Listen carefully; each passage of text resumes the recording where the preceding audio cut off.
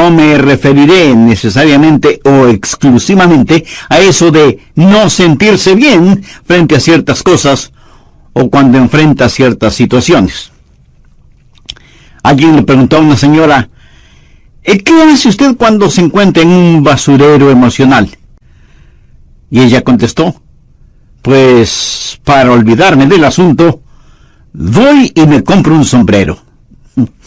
Su esposo, al escuchar decir eso, hizo el siguiente comentario.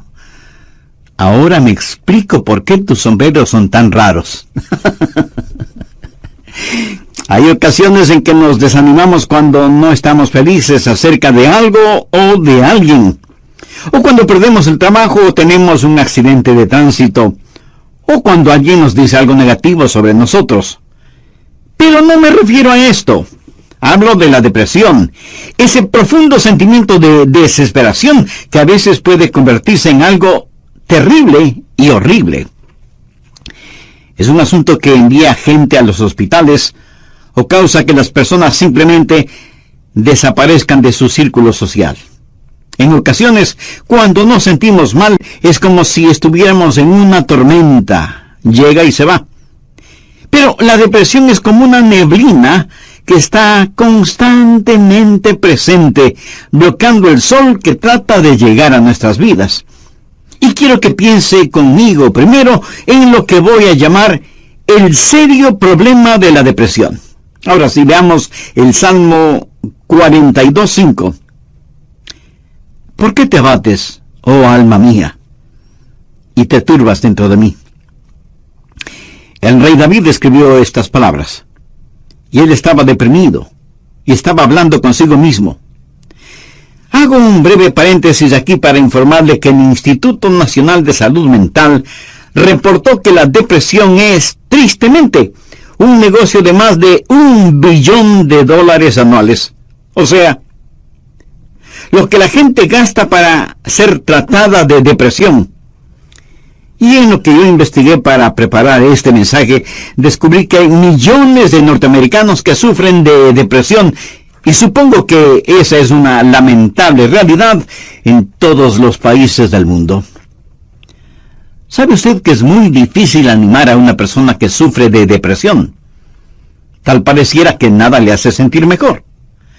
Por eso digo que la depresión es un problema serio, y quiero compartir con usted una lista que encontré que describe lo que es la depresión. Esta lista le revelará si usted o un miembro de su familia o algún amigo sufre los efectos de la depresión.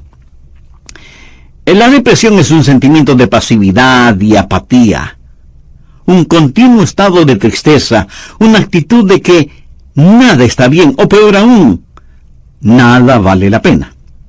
Es un constante estado de desesperanza, un sentimiento de que a nadie le importo, o nadie me entiende, nadie me acepta. Es vivir en un constante estado de preocupación y de ansiedad. Eso es depresión. ¿Quiere saber si usted está deprimido? Aquí está la lista para que se haga una honesta evaluación. ¿Ha perdido toda iniciativa? Tal vez súbita o lentamente usted siente que quiere tirar la toalla. Siente repentinos deseos de llorar sin causa aparente. Se despierta de pronto por la noche y ya no puede volver a dormir. Se despierta por la mañana sintiéndose fatigado. Siente dolores no bien definidos en todo su cuerpo. Se encuentra a veces pensando en su propia muerte o con pensamientos suicidas. ¿Alguna vez suspira incesantemente o como si algo pesado le oprimiera el pecho? Ha llegado al punto de no confiar en su propio juicio y le es un verdadero problema el tomar alguna decisión. Se vuelve a veces irritable y choca o pelea fuertemente con otros sin ninguna razón aparente. Está consciente de que nada, absolutamente nada le entusiasma. Permítame aclarar que esa no es mi lista. pero estoy seguro que es la lista de alguien. Amigo, esa es la depresión de alguien que está deprimido o deprimida. Y a lo mejor alguno de quienes me escucha dirá, pastor, ese mensaje no es para mí porque yo no estoy deprimido. Felicitaciones. Pero sabe, alguien que usted conoce lo está. Y usted puede ayudar a ese alguien. ¿Está seguro o segura que usted no necesita ayuda en esta área? ¿Cómo puede levantarse cuando está caído? La depresión es una enfermedad mortal que manda a mucha gente a los hospitales y a otros a la tumba. Es la tercera causa de mortalidad en ciertas categorías y edades. Aquellos que hemos estado en el ministerio el tiempo suficiente, sabemos cuando vamos a una tumba a enterrar a un cónyuge, que no pasará mucho tiempo sin que tengamos que enterrar al otro. Y si usted me dice, oh, eso pasa con los incrédulos porque no saben lo que nosotros sabemos. Permítame decirle algo. Los hijos de Dios no son inmunes a la depresión. Moisés, ese gran líder del pueblo de Dios, experimentó tal estado de depresión que le pidió a Dios que lo matara. Jonás, poderoso profeta de Dios, también le pidió a Dios que le quitara la vida. Y Elías, sentado bajo la sombra del árbol, deseaba más bien estar muerto. El apóstol Pablo habla de sí mismo y su estado de depresión o de desesperación por estar vivo. Y Juan el Bautista estuvo en un calabozo. No una mazmorra literal, sino en un calabozo de desesperación. Juan el Bautista, el heraldo del Señor Jesucristo, llegó a dudar si Jesús era el Mesías. Y en las páginas de la historia encontramos que grandes hombres sufrieron depresión. Quienes predicamos la palabra de Dios, pensamos que Carlos Spurgeon fue uno de los más grandes predicadores que han existido. Pero este gran hombre lleno de viveza y calor humano tuvo períodos de depresión. Y en el área de la política, Winston Churchill fue el gran estadista que tuvo que dirigir Inglaterra durante la Segunda Guerra Mundial. Indiscutible líder, a veces tenía ataques de depresión tan grandes que no atendía a nadie en su oficina. Y él se refería a la depresión como el gran perro negro que me tiene entre sus fauces. Cuando el rey David en el Salmo 42:5 dice, ¿por qué te abates, oh alma mía, y te turbas dentro de mí? Exteriormente, cuando esto sucedió, él tenía la razón de estar deprimido. Perdió a su hijo Absalón, a quien amaba profundamente, a pesar de que Absalón se sublevó contra su padre, lo traicionó, trató de arrebatarle el reino, y David tuvo que huir para salvar su propia vida. Luego Absalón muere trágicamente. En 2 Samuel 18:33 leemos, entonces el rey se turbó y subió a la sala de la puerta y lloró, y yendo decía así, hijo mío, Absalón, ¿quién me diera que muriera yo en lugar de ti? Absalón, hijo mío. David huyó para salvar la vida. Él debía ser el rey. Pero perdió su fortuna, perdió su hogar, perdió su poder, perdió todo el respaldo financiero. Y como si todo esto fuera poco, David pecó contra Dios. Cometió un horrible, terrible pecado que le costó la vida a su tierno hijo. Y luego su hija fue violada por su propio hermano y tuvo una esposa que fue asaltada sexualmente. Y ahora su hijo rebelde, Absalón, había encontrado la muerte en forma trágica. La nación sobre la cual David se suponía que era rey estaba en turbulencia. Así que exteriormente David tenía toda la razón para estar deprimido. Las cosas no podían estar peor que lo que estaban. ¿Por qué te abates, oh alma mía, y te turbas dentro de mí? Este salmo es un caso clínico de depresión. En primer lugar, David tuvo lo que yo llamo sequedad espiritual. Miremos, por favor, los primeros 2 versos de este Salmo 42. Como el ciervo brama por las corrientes de las aguas, así clama por ti, oh Dios, el alma mía. Mi alma tiene sed de Dios, del Dios vivo. ¿Cuándo vendré y me presentaré delante de Dios? David está sediento de Dios, pero siente como que si Dios estuviera lejano. David se siente como un ciervo rodeado por una jauría de perros de caza. Siente su sequedad espiritual, siente el temblar de su alma y piensa que a lo mejor Dios ya se olvidó de él. Mire lo que dice en el verso 9. Diré a Dios, roca mía, ¿por qué te has olvidado de mí? David está sediento de Dios, pero Dios parece que estuviera a años luz de distancia. ¿Dónde estás tú, Dios? ¿Por qué te has olvidado de mí? Sequedad espiritual. Dios no se había olvidado de él. Ese no es el punto. Y el rey continúa su lamento en el verso 3 diciendo, fueron mis lágrimas mi pan de día y de noche. Y aquí me imagino a David llorando incontrolablemente, este poderoso hombre de Dios, ahora llorando como una criatura. Todos tenemos momentos de tristeza, pero no siempre de llanto incontrolable, aunque puede ser así. Eso es un signo de depresión. No es como una lluvia de verano que cae y desaparece rápidamente, sino que es más bien como una neblina continua durante el día nublado. David siente vergüenza y se siente derrotado.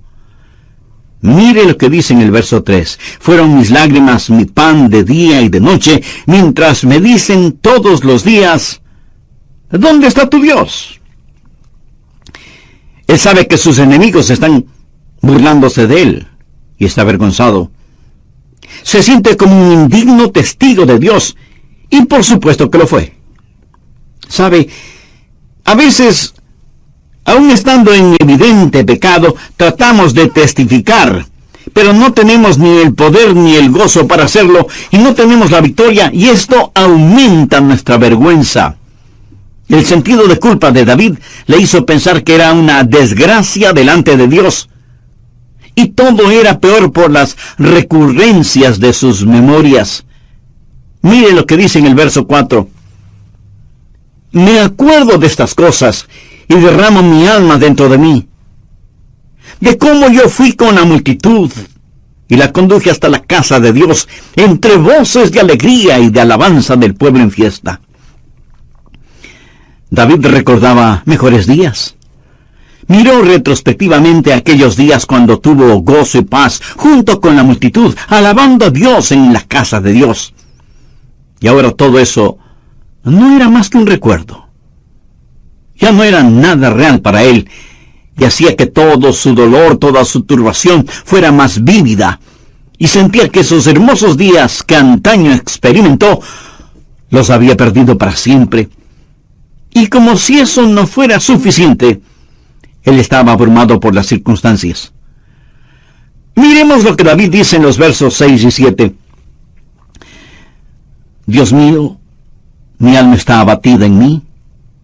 Me acordaré, por tanto, de ti desde la tierra del Jordán, y de los hermonitas desde el monte de Mizar.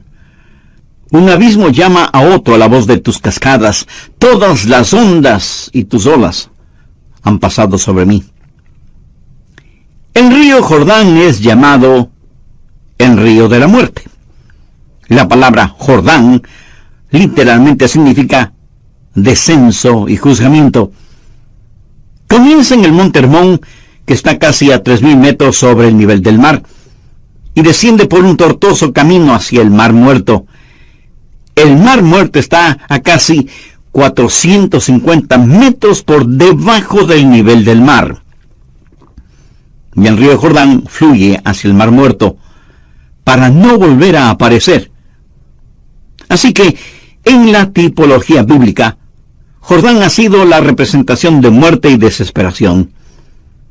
Y David siente que está totalmente inundado por las circunstancias. Las aguas de Dios están sobre él. Está cubierto de problemas y no sabe hacia dónde dirigirse. Está absoluta y totalmente abrumado por las circunstancias. Y quiero decirle que estadísticamente, personas así son suicidas. Un jovencito de 16 años escribió la siguiente carta antes de suicidarse. Querido mundo, yo no quiero que me corten el pelo. Yo no quiero cuidar niños. Yo no quiero ir a ver a Gina mañana en el colegio. Yo no quiero hacer mis deberes de biología, de inglés, de historia, ni de ninguna otra materia. Yo ya no quiero estar triste o solo o deprimido. No deseo comer, ni beber, ni conversar, ni dormir, ni respirar. Sencillamente ya no quiero vivir. Papá, mamá, no es culpa de ustedes. Solo que no me siento libre. Me siento enfermo, triste y solo, aunque esté rodeado de mis padres, hermanos, compañeros y amigos. Eso, mi amigo, es depresión y es muy, pero muy triste. La depresión es un serio problema. En segundo lugar, quiero que sepa y vea que hay una provisión espiritual para la depresión. Gracias a Dios, usted no tiene que estar deprimido. Dios ha hecho provisión para usted, para mí, para nuestras familias y para nuestros amigos, para todos aquellos que sufren depresión. Primero, usted tiene que mirarse interiormente y analizar su corazón. Veamos el Salmo 42, los versos del 5 al 7. ¿Por qué te abates, oh alma mía, y te turbas dentro de mí? Espera en Dios, porque aún he de alabarle, salvación mía y roca mía, Dios mío, mi alma está abatida en mí. Me acordaré por tanto de ti desde la tierra de Jordán, y de los hermonitas desde el monte de Mizar. Un abismo llama a otro a la voz de tus cascadas, todas tus ondas y tus olas han pasado sobre mí. Pero ahora quiero que note en forma particular que David comienza a hablar consigo mismo. Y si usted me pregunta si uno puede hablar con uno mismo, pues le diré que sí, David lo hizo. Y no me diga que usted nunca ha hablado con usted mismo, porque francamente no se lo voy a creer. Porque todos lo hacemos, consciente o inconscientemente. Note que David está hablando con su alma. El alma es el ego que vive dentro de cada uno de nosotros, no es el espíritu. El espíritu es su naturaleza espiritual, su alma es su naturaleza emocional, su mente, sus emociones, su voluntad. Y David le habla a su alma. En el próximo programa terminaremos este estudio bíblico sobre la depresión. Y espero que esto no lo deprima ahora. Antes de finalizar y sabiendo que la depresión no hace acepción de personas y la sufren santos y pecadores, permítame preguntarle en forma personal, ¿ha depositado su fe en el Señor Jesucristo? ¿A quién recurre cuando está deprimido? Recuerde que la causa de la depresión puede ser externa, pero la solución es interna, íntima, personal. Si usted aún no tiene a Jesús en su corazón, puede hacerlo este mismo momento. Ore con sus propias palabras de la siguiente manera. Señor Jesús, sé que eres el Hijo de Dios, que fuiste a la cruz para pagar la culpa de mis pecados, y que Dios te resucitó de entre los muertos. Este mismo momento te acepto en mi corazón como mi Salvador y mi Señor, y te ruego que tomes el control total de mi vida. Gracias por perdonarme. Gracias por darme nueva vida. Y ayúdame a vivir de tal manera para que pueda traer honra y gloria a tu nombre. Hazme la clase de persona que tú quieres que sea. Lo pido en tu santo nombre. Sentimiento de desesperación que a veces puede convertirse en algo terrible y horrible. La depresión es un sentimiento de pasividad y apatía, un continuo estado de tristeza, una actitud de que nada está bien, o peor aún, nada vale la pena. Es un constante estado de desesperanza, un sentimiento de que a nadie le importo, o nadie me entiende, nadie me acepta. Es vivir en un constante estado de preocupación y de ansiedad. Eso es depresión. ¿Quiere usted saber si está deprimido? Aquí está en la lista para que se haga una honesta evaluación. Ha perdido toda iniciativa. Tal vez súbita o lentamente usted siente que quiere tirar la toalla. Siente repentinos deseos de llorar sin causa aparente. Se despierta de noche y ya no puede volver a dormirse. Se despierta por la mañana sintiéndose fatigado. Siente dolores no bien definidos en todo su cuerpo. Se encuentra a veces pensando en la propia muerte, la suya, o con pensamientos suicidas. ¿Alguna vez suspira incesantemente o como si algo pesado le oprimiera el pecho? Ha llegado al punto de no confiar en su propio juicio y le es un verdadero problema el tomar alguna decisión. Se vuelve a veces irritable y choca o pelea fuertemente con otros sin ninguna razón aparente. Está consciente de que nada, absolutamente nada le entusiasma. Y si usted me dice, eso pasa con los incrédulos porque no saben lo que nosotros sabemos. Permítame decirle algo, los hijos de Dios no son inmunes a la depresión. Moisés, ese gran líder del pueblo de Dios, experimentó tal estado de depresión que él le pidió a Dios que lo matara. Jonás, poderoso profeta de Dios, también le pidió a Dios que le quitara la vida. Y Elías, sentado bajo la sombra de un árbol, deseaba más bien estar muerto. El apóstol Pablo habla de sí mismo y su estado de depresión o de desesperación por estar vivo. Y Juan el Bautista estuvo en un calabozo, no una mazmorra literal, sino en un calabozo de desesperación. Juan el Bautista, el heraldo del Señor Jesucristo, llegó a dudar si Jesús era el Mesías. Y en las páginas de la historia encontramos que grandes hombres sufrieron depresión. Quienes predicamos la palabra de Dios pensamos que Carlos Spurgeon fue uno de los más grandes predicadores que ha existido. Pero este gran hombre lleno de viveza y de calor humano tuvo períodos de depresión. Y en el área de la política, Winston Churchill fue el gran estadista que tuvo que dirigir Inglaterra durante la Segunda Guerra Mundial. Indiscutible líder. A veces tenía ataques de depresión tan grandes que no atendía a nadie en su oficina. Y él se refería a la depresión como el gran perro negro que me tiene entre sus fauces. La nación sobre la cual David se suponía que era rey estaba en turbulencia. Así que exteriormente David tenía toda la razón para estar deprimido. Las cosas no podían estar peor de lo que estaban. ¿Por qué te abates, oh alma mía, y te turbas dentro de mí? Este salmo es un caso clínico de depresión. En primer lugar, David tuvo lo que yo llamo sequedad espiritual. Miremos, por favor, los primeros 2 versos de este Salmo 42. Como el ciervo brama por las corrientes de las aguas, así clama por ti, oh Dios, el alma mía. Mi alma tiene sed de Dios, del Dios vivo. ¿Cuándo vendré y me presentaré delante de Dios? David está sediento de Dios, pero siente como que si Dios estuviera lejano.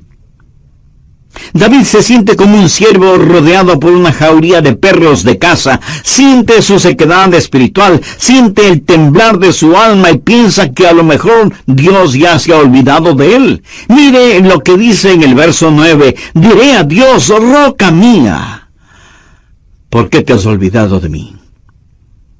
David está sediento de Dios. Pero Dios parece que estuviera a años luz de distancia. ¿Dónde estás tú, oh Dios? ¿Por qué te has olvidado de mí? Sequedad espiritual.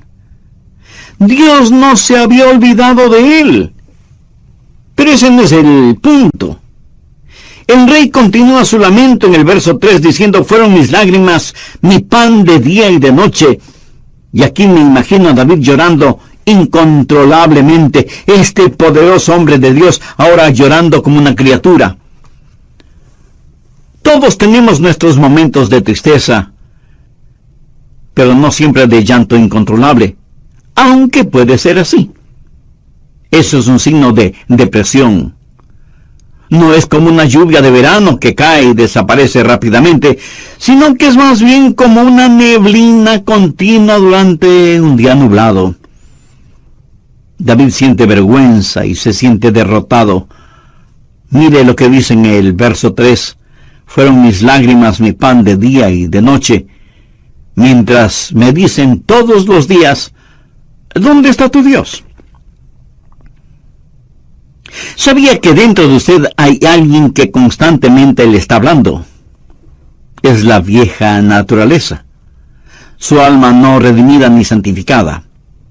Y su alma le habla y le dice: tienes razón de sentir pena por ti mismo. Nunca lo lograrás. No tienes lo que se requiere. Este es el final. La vida no vale la pena vivirla. Y David responde a su alma y le dice: ¿por qué te abates, oh alma mía? Y este es el momento en que usted toma control, sostiene firmemente a su alma frente a usted, le mira directamente a los ojos y le habla. Eso es lo que David hizo cuando le dijo: alma, ¿por qué te sientes así? Usted tiene que mirarse íntimamente, interiormente, y analizar su corazón. ¿Por qué está deprimido? Yo no estoy diciendo que no tiene razón para estar deprimido. Tal vez alguna persona amada ha fallecido, su cónyuge, un hijo o una hija, un entrañable amigo. Si eso es verdad, entréguele su dolor a Dios, comparta su pena con quienes le aman, y tenga en cuenta que a pesar de cómo se sienta, la vida no ha terminado para usted. Tal vez tiene el corazón destrozado. Alguien a quien amaba profundamente le ha engañado. Tal vez un esposo ha abandonado a su esposa por otra mujer, o a lo mejor una esposa ha dejado a su esposo por otro hombre. Tal vez esté enfrentando el dolor de un noviazgo roto súbita y amargamente. O pudiera ser que los padres no hacen sentir bienvenidos a sus hijos que se fueron del hogar como las ovejas negras de la familia. Si usted está viviendo estas u otras amargas experiencias, escúcheme. Rehúse el estar rumiando estas cosas una y otra vez. Eso no es bueno. Analice las cosas. Si alguien le ha destrozado el corazón, vea qué es lo que ha aprendido de esa experiencia y comience a buscar y tener nuevas amistades. Tal vez usted ha pecado y está siendo perseguido constantemente por el fantasma de su culpa. ¿Qué debe hacer? Confiese su pecado a Dios. Y si tiene que pedir perdón a alguien, hágalo. Si tiene que restituir algo a alguien, hágalo sin demora de tiempo. Mientras más se demore en hacerlo, más difícil le será el realizarlo. Haga lo que tiene que hacer ya. Y cierre la puerta de ese pasado. Analice, mire su propio corazón y pregúntese: ¿por qué estoy abatido? Pero necesita hacer algo más. No solo un análisis íntimo de su corazón, sino que mirando hacia arriba, reconozca que necesita ayuda una vez que ha identificado el problema. Noten los versos del 7 al 9 lo que David dijo: un abismo llama a otro a la voz de tus cascadas, todas tus ondas y tus olas han pasado sobre mí. Pero de día mandará Jehová su misericordia, y de noche su cántico estará conmigo, y mi oración al Dios de mi vida. Diré a Dios: roca mía, ¿por qué te has olvidado de mí? ¿Por qué andaré yo enlutado por la opresión del enemigo? ¿Qué es lo que David está haciendo ahora? Pues mirar hacia arriba, no solo interiormente para ver por qué me siento así, sino mirar hacia Dios y decir: Dios, tú eres mi ayuda y mi esperanza. Tú me cubrirás con tu misericordia. Oh, qué amigo nos es Cristo. Él llevó nuestro dolor. Estoy seguro que alguien me dirá: pastor, lo que yo estoy pasando usted no lo comprende. Mi amigo, ese no es el punto. Cierto, yo no lo comprendo, pero Dios le comprende. Y no solo que le comprende, sino que le ama y quiere cuidar de usted. Él es su ayudador, aun cuando usted no lo entienda. El doctor Warren Wiersbe fue un gran maestro bíblico, y él dijo que la vida no es un problema que debe ser resuelto, sino un misterio que debe ser vivido. Eso nos hace recordar siempre que, como hijos de Dios, no vivimos de explicaciones, sino de promesas. Algunos piensan que de alguna manera Dios les ha olvidado o Dios les ha fallado. No. Dios ni se ha olvidado de usted ni le ha fallado a usted. Pero David se sintió así. Mire la pregunta que hace en el verso 9. Dios, ¿por qué te has olvidado de mí? No, Dios no se había olvidado de David. Y si usted me dice: pastor, realmente no entiendo esto, yo le diré que no tiene que entenderlo. Es más, el hecho de que no lo entienda pudiera ser parte del juicio y de la prueba. El poeta norteamericano Robert Frost, en uno de sus poemas, dijo: era esencial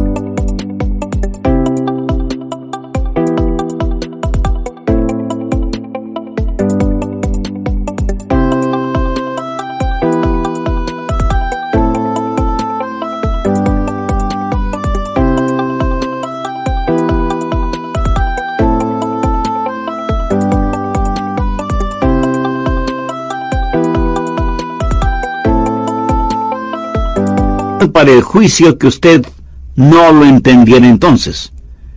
Tenía que parecer sin significado el tener significado. Esto no tiene ningún significado para usted. Verá, podemos confiar en Dios para cualquier cosa si entendiéramos el porqué. Pero Dios no nos deja entender el porqué todo el tiempo para que podamos conocer el quién y podamos confiar en Él en aquello que no entendemos. Andrew Murray fue un extraordinario hombre de Dios y dijo lo siguiente: en tiempos de problemas, aquellos que confían en Dios deben primero decir: Él me trajo hasta aquí. Es por su voluntad que me encuentro en esta situación. Y Él me mantendrá aquí en su amor y me dará la gracia en este juicio para comportarme como su hijo. Él hará que este juicio sea una bendición, enseñándome las lecciones que Él quiere que aprenda y trabajando bajo su gracia ya concedida. Finalmente, en su tiempo, Él le librará nuevamente. ¿Cómo y cuándo? Bueno, solo Él lo sabe. Así que cuando usted está en dificultades, diga: estoy aquí primero por la voluntad de Dios, segundo bajo su cuidado, tercero bajo su entrenamiento y cuarto en su tiempo. Alguien dijo: Dios es demasiado bueno para no ser bondadoso, demasiado sabio como para cometer errores. Y cuando no podamos ver su mano, podemos confiar en su corazón. Mírese interiormente y analice su corazón. Salmo 42:11. ¿Por qué te abates, oh alma mía? ¿Y por qué te turbas dentro de mí? Espera en Dios, porque aún he de alabarle. Y Dios quiere que le diga a alguien que me esté escuchando este momento, sin que importe cuán difíciles sean las circunstancias, que Dios está con usted. No pierda la esperanza. Dios tiene un futuro lleno de esperanza para usted. David le habló a su alma y le dijo, espera en Dios. Ahora, esperar no significa un deseo vano, significa una seguridad definitiva basada en la anticipación. Hay solo dos lugares en donde toda esperanza es imposible. El uno es el cielo, porque ya no necesitamos ninguna esperanza, todo será realizado. El otro lugar es el infierno. Si usted muere sin ser salvo, se irá al infierno y quedará fuera de toda esperanza. Pero la esperanza siempre es posible. Mi amigo, lo que encontramos en Jeremías 29:11 es para usted ahora mismo. Escuche lo que dice ese versículo. Porque yo sé los pensamientos que tengo acerca de vosotros, dice Jehová, pensamientos de paz y no de mal, para daros el fin que esperáis. O sea, un futuro y una esperanza. No permita que Satanás apague la vela de la esperanza. Usted necesita mirarse interiormente y analizar su corazón. Necesita mirar hacia Dios y saber que habrá ayuda. Necesita mirar al frente y darse cuenta que hay esperanza. Dios transformará su calvario en una Pascua y convertirá cada una de sus lágrimas en perlas. Dios pondrá un hermoso arco iris de su gracia sobre sus pesares. Espera en Dios. Él va a llenar las más profundas necesidades de su corazón. Y Dios nunca estará satisfecho hasta que el más grande deseo suyo sea Él mismo. Hemos hablado del serio problema que es la depresión y de la esperanza que hay para usted. ¿Cuál es la promesa segura contra la depresión? ¿Por qué te abates, oh alma mía? ¿Y por qué te turbas dentro de mí? Espera en Dios, porque aún he de alabarle. Si usted está caído espiritual y emocionalmente, puede levantarse.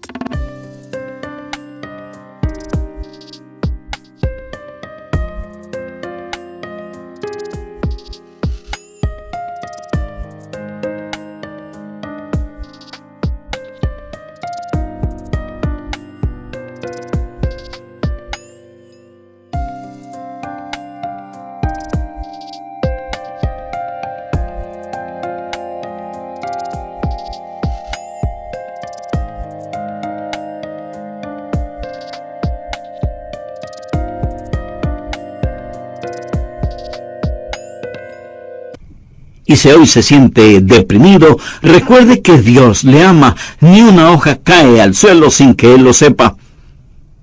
Sé que a veces abrazamos a las personas, les damos unas palmaditas en la espalda y les decimos que las cosas van a mejorar. Pero, mi amiga, mi amigo, escúcheme. Aparte de Jesús, no hay una verdadera esperanza para el mundo. Anoche, mientras meditaba en este mensaje que estoy compartiendo con usted, dije, Señor, no quiero hablar sobre la depresión. Quiero hablar más bien sobre algo feliz o algo realmente animador. Y el Señor me dijo, Adrián, hay alguien que necesita escuchar ese mensaje. Hay muchas personas sufriendo de depresión. Debes entregar ese mensaje. Así que, de Dios a usted, Déjeme decirle algo. Si usted está caído, puede levantarse. Dios tiene una manera para usted. Y no es psicología popular barata, ni una palmadita en la espalda diciéndole las cosas van a mejorar. Espere en Dios, Él le ayudará hasta el final. Tenga la absoluta confianza que usted está protegido y abrazado por los eternos y poderosos brazos de Dios. Si es que usted es un hijo de Dios, por haber recibido a Jesús en su vida. Si usted no tiene la seguridad de su salvación, ¿por qué no recibir al Señor Jesucristo como su Salvador y Señor ahora mismo? Si con fe y sinceridad se lo pide, Él le salvará instantáneamente y le guardará continuamente. Él nunca le olvidará ni le dejará.